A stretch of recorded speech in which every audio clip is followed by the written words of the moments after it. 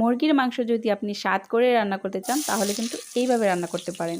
তো প্রথমেই তেলটি গরম হয়ে আসলে সেখানে আপনি পেঁয়াজ কুচি দিয়ে তারপর একটু ভেজে নেবেন। পেঁয়াজটি যখন নরম হয়ে আসবে সে পর্যায়ে আপনি আদা বাটা আর রসুন বাটা অ্যাড করতে পারেন।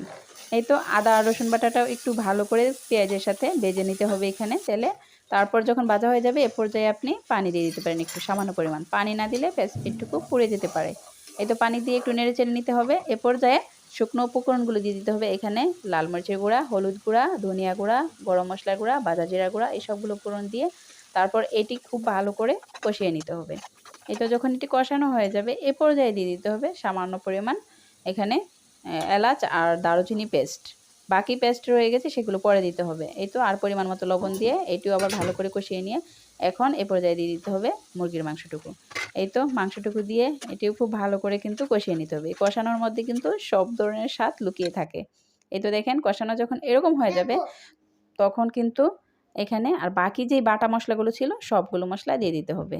সেটি দিয়েও কিন্তু খুব ভালো করে কষিয়ে তারপর রান্না করে নিতে হবে। এই তো দেখেন আমার মাংস রান্না করার একদম ফাইনাল লুক কিন্তু এটি। মুরগির রেজালাটা কিন্তু খুবই মজার হয়েছিল। আপনারাও বাসায় প্লিজ একবার ট্রাই করবেন।